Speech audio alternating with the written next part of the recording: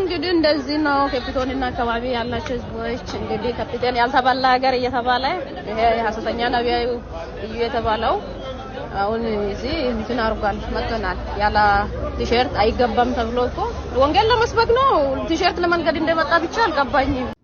እንደ እዩ ጩፋ ያለ ባለም መንግስት ትራምፕ ብቻ ነው ሲታጀበየው። እዩ ጩፋ ማን ነው? ጠቅላይ ሚኒስትር ነው? ፕሬዝዳንት ነው?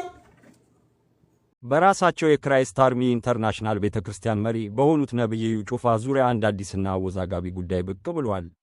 በኤችአይቪ ቫይረስ የተያዘ አንድ ግለሰብ በነብዩ ጸሎት ተፈውሻለሁ ከተባለ ከ3 ቀናት በኋላ ሕይወቱ ማለፉን ተከትሎ በወንጌል አማኞች ማህበረሰብ ውስጥ ከፍተኛ ተቃውሞና ቁጣ ተቀስቅሷል። የማህበረሰቡ አባላት ነብይ ነኝ ባዩ እኛን አይወክልም፣ ለሕግ ሊቀርብ ይገባል በማለት ድምፃቸውን እያሰሙ ነው። በኢትዮጵያ የወንጌላውያን ክርስትና እንቅስቃሴ ውስጥ በልዩ አቀራረባቸውና በታምራት አገልግሎታቸው ስማቸው ጎልቶ ከሚነሱት መካከል የክራይስት አርሚ ኢንተርናሽናል ቤተክርስቲያን መሪ ነብዩ እዩ ጩፋ አንዱ ናቸው። አገልግሎታቸው በ10 ሺዎች የሚቆጠሩ ተከታዮችን ያፈራ ሲሆን በተለይም በተለያዩ በሽታዎችና ማህበራዊ ችግሮች ተስፋ የቆረጡ ሰዎች መፍትሄ ፍለጋ ወደ እርሳቸው እንደሚመጡ በስፋት ይነገራል። ይሁንና ከሰሞኑ የተከሰተው አንድ አሳዛኝ ክስተት የነብዩን አገልግሎት ትክክለኛነትና ስነ ምግባር በድጋሚ ጥያቄ ምልክት ውስጥ እንዲገባ አድርጎታል። እንደደረሰን መረጃ በኤችአይቪ ቫይረስ ተይዞ ለረጅም ጊዜ በህመም ሲሰቃይ የነበረ አንድ ግለሰብ በነብዩ እዩ ጩፋ ቤተክርስቲያን በመገኘት የፈውስ ጸሎት እንዲደረግለት ጠይቋል። የክራይስት አርሚ ኢንተርናሽናል ቤተክርስቲያን መሪ በሆኑት ነብዩ እዩ ጩፋ ላይ ከባድ ውንጀላ ቀርቧል።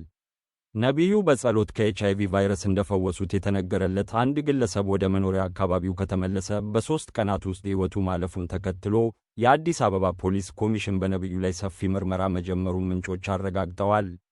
በኢትዮጵያ ወንጌላውያን አብያተ ክርስቲያናት ማህበረሰብ ውስጥ ከፍተኛ ተጽዕኖ ፈጣሪ ከሆኑት መንፈሳዊ መሪዎች መካከል አንዱ የሆኑት የክራይስት አርሚ ኢንተርናሽናል ቤተክርስቲያን መስራችና መሪ ነብዩ እዩ ጩፋ ከዚህ ቀደም ከገጠሟቸው ውዝግቦች ሁሉ የከፋ በሚባል አዲስ ክስተት ውስጥ ስማቸው ተነስቷል።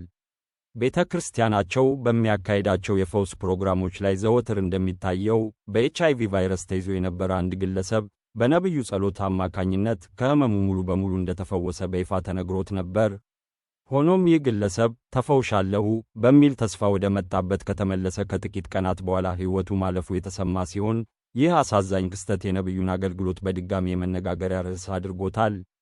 እንደደረሰን መረጃ በቫይረሱ ተጠቅቶ የነበረው ግለሰብ የነብዩ እዩ ጩፋን የፈውስ ዝና ሰምቶ መፍትሄ ፍለጋ ወደ አዲስ አበባ በመምጣት በክራይስት አርሚ ቤተክርስቲያን ተገኝቷል። በቤተክርስቲያኗ በተካሄደ የጸሎት ፕሮግራም ላይም ነብዩ ከኤችአይቪ ቫይረስ ነፃ ወጥተሃል በማለት በብዙ ሺህ ተከታዮቻቸው ፊት አውጀውለታል።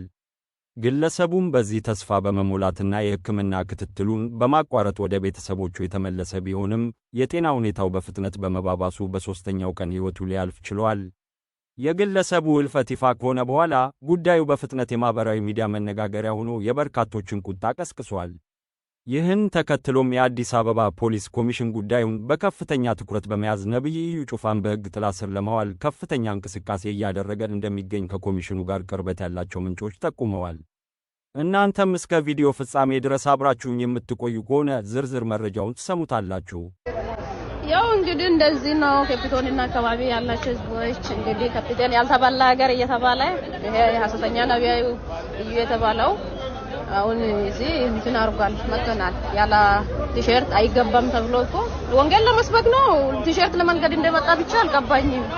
ያው ቲሸርት ለመነገድ ነው ከተባለ ችግር የለውም። ሱቅ ላይ ራሱ ቢሆን እኮ ከሱቅ ገዝተን እኮ መልበስ ይቻል ነበር። ለወንጌል ሲም ቲሸርትን እየነገዱ እዚህ ጋር መጥቶ ያው እንደዚህ ነው ነገሮች እየሆኑ ያለ። እንግዲህ ያው ብር የሌላ ሰው እኮ መግባት እንደማይችል ያው ተመልሰናል። እንግዲህ ቲሸርት ባይንትን ገዝተን ማድረግ እንደማንችል ያው ያላም እንደዚህ ነው እንግዲህ በዚህ ሰዓት ሐሰተኛው አቶ እዩ ጩፋ በኬፕ ታውን ደቡብ አፍሪካ ነው የሚገኘው።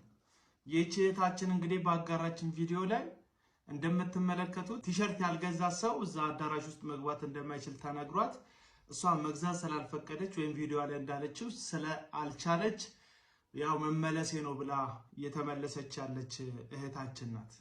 ይሄው ነው ኋላ የምታዩት ግርግር የበጎቹ ግዛት ወከባው ንግዱ ምናምን ወንጌልን በተመለከተ ነፍሳትን ለማዳን ያዘኑትን ለማጽናናት የወደቁትን ለማንሳት ሳይሆን የቀረውን ማህበረሰብ ደግሞ በወንጌል ስም ኪሱንና ህይወቱን ለማጠብ ነው የተካሄደው። እስከመቼ እንደዚህ አይነት ዘረፋና ዱርዬነት እንደምትደግፉ እስከመቼ በወንጌል ስም የሚሰራ ሸቀጣ እንደምትደግፉ አናውቅም። ብዙ ጊዜ ጮሆናል። ምቀኛ ሸረኛ ምናምን የሚል ስም ከመለጠፍ ውጪ እውነትን አትናገሩም። በማስረጃ በቦታ ያለች ልጅ አትገቢም ተብላ እየተባረረች ነው። እንግዲህ የጥንት አባቶች የቤተክርስቲያን አባቶች ቤተክርስቲያን ሆስፒታል ናት፣ ከዛስ ታማሚዎቿ ደግሞ የዓለም ሕዝብ ሁሉ ናቸው ብለው አስተምረዋል፣ ተናግረዋል። ሰው ማረፍ ሲፈልግ የደከመ ተስፋ የቆረጠ ግራ የገባው ሰው ምንም የሌለው ተስፋ የሌለው ሰው እግዚአብሔር ጋር ነው እንግዲህ ሄዶ የሚጣበቀው የሚጠጋው። በኢትዮጵያ የወንጌላውያን ክርስትና እንቅስቃሴ ውስጥ በልዩ አቀራረባቸውና በታምራት አገልግሎታቸው ስማቸው ጎልቶ ከሚነሱት መካከል የክራይስት አርሚ ኢንተርናሽናል ቤተክርስቲያን መሪ ነብይ እዩ ጩፋ አንዱ ናቸው። አገልግሎታቸው በ10 ሺዎች የሚቆጠሩ ተከታዮችን ያፈራ ሲሆን በተለይም በተለያዩ በሽታዎችና ማህበራዊ ችግሮች ተስፋ የቆረጡ ሰዎች መፍትሄ ፍለጋ ወደ እርሳቸው እንደሚመጡ በስፋት ይነገራል። ይሁንና ከሰሞኑ የተከሰተው አንድ አሳዛኝ ክስተት የነብዩን አገልግሎት ትክክለኛነትና ስነ ምግባር በድጋሚ ጥያቄ ምልክት ውስጥ እንዲገባ አድርጎታል። እንደ ደረሰን መረጃ በኤችአይቪ ቫይረስ ተይዞ ለረጅም ጊዜ በህመም ሲሰቃይ የነበረ አንድ ግለሰብ በነብይ እዩ ጩፋ ቤተክርስቲያን በመገኘት የፈውስ ጸሎት እንዲደረግለት ጠይቋል። በቤተክርስቲያኗ በተካሄደው የጸሎት ፕሮግራም ላይም ነብዩ ለግለሰቡ በመጸለይ ከኤችአይቪ ቫይረስ ሙሉ በሙሉ ነፃ ወጥተሃል፣ ተፈውሰሃል የሚል አዋጅ ማወጃቸው ተገልጿል። ይህንን ተከትሎም ግለሰቡ በታላቅ ደስታና እምነት መድኃኒቱን ማቆሙንና ወደ መጣበት አካባቢ መመለሱ ምንጮች ጠቁመዋል። ነገር ግን ይህ ደስታ ብዙም ሳይቆይ ወደ ጥልቅ ሐዘን ተቀይሯል። ግለሰቡ ተፈውሻለሁ ተብሎ ወደ ቤቱ ከተመለሰ ከ3 ቀናት በኋላ ሕይወቱ ማለፉን የደረሰን መረጃ ያመለክታል። ይህ አሳዛኝ ዜና በማኅበራዊ ሚዲያ ከተሰራጨ በኋላ በወንጌል አማኞች ማኅበረሰብ ውስጥ ከፍተኛ የሆነ የቁጣ ማዕበል አስነስቷል። በርካታ የማኅበረሰቡ አባላት፣ ፓስተሮችና የወንጌል አገልጋዮች የነብዩን ድርጊት በጽኑ አውግዘዋል። ተቃውሞ አድራጊዎቹ እንደሚሉት በዘመናዊ ሕክምና ቁጥጥር ስር ሊውሉ የሚችሉ በሽታዎችን በተመለከተ የሐሰት የፈውስ ተስፋ መስጠት ሰዎችን ለከፋ አደጋ ማጋለጥ ነው። በተለይም እንደ ኤችአይቪ ያሉ በሽታዎች የሕክምና ክትትል ካልተደረገላቸው ለሞት ሊዳርጉ እንደሚችሉ እየታወቀ ሰዎችን መድኃኒት እንዲያቆሙ የሚገፋፋ ማንኛውም አይነት ትንቢት ወይም አዋጅ ከወንጌል አስተምህሮ ውጪ ብቻ ሳይሆን ከባድ የወንጀል ድርጊትም ነው በማለት ይከራከራሉ። ተቃውሟቸውን በማኅበራዊ ሚዲያ ላይ በስፋት እያሰሙ የሚገኙት የማኅበረሰቡ አባላት ይህ ግለሰብ እኛን አይወክልም፣ እሱ የእግዚአብሔር ሰው ሳይሆን የወንጌልን ስም የሚያሰድብ ወንበዴ ነው በማለት ከባድ አስተያየቶችን እየሰነዘሩ ነው። የእውነተኛው የወንጌል አገልግሎት ሰዎችን በተስፋ ማጽናናት እንጂ በሐሰተኛ ተስፋ ሕይወታቸውን ለአደጋ ማጋለጥ አይደለም ሲሉ ድምፃቸውን ከፍ አድርገው ይናገራሉ። ይህ ክስተት በእምነትና በሕክምና መካከል ያለውን ግንኙነት እንደገና እንድንመረምር ያስገድደናል። የእምነት ፈውስ መኖሩን የሚያምኑ ወገኖች እንዳሉ ሁሉ የእምነትን ስም ሽፋን በማድረግ የሰዎችን ተጋላጭነት ለግል ጥቅም የሚያውሉ ግለሰቦች መኖራቸውንም ይህ ክስተት ያመለክታል በማለት ብዙዎች ይስማማሉ።